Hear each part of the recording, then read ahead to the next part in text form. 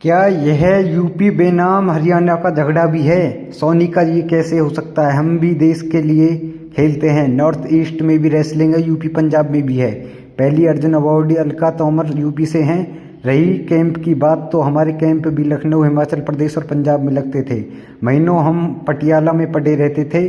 सबसे ज़्यादा सरकारी नौकरियां हरियाणा के रेसलर को मिली हैं। यह खेल देश का ही कोई किसी स्टेट का नहीं है। सवाल रेसलर कह रहे हैं बृजभूषण शरण सिंह का रेसलिंग बैकग्राउंड नहीं है। फेडरेशन का अध्यक्ष किसी पहलवान को होना चाहिए।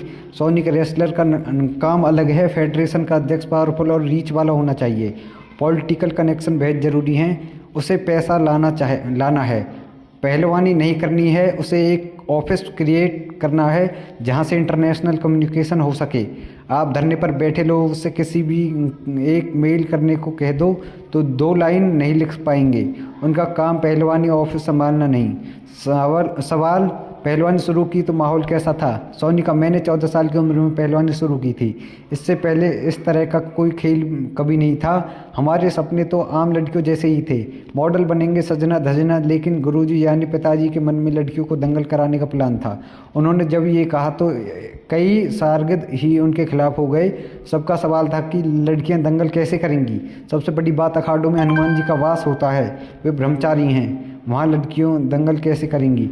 किसी ने पिताजी से कह दिया कि आपके घर में ही 3 लड़कियां हैं, वहीं से शुरू करो। पिताजी ने हमें उस वक्त की बड़ी खिलाड़ियों के फ़ोटो दिखाए। वेट लिफ्टर कर्नम मलेश्वरी की तस्वीर दिखाकर उन्होंने पूछा था कि क्या तुम लोगों को कुछ नहीं करना, इनके जैसा नहीं बनना? फिर क्या हम बन गए पहलवान।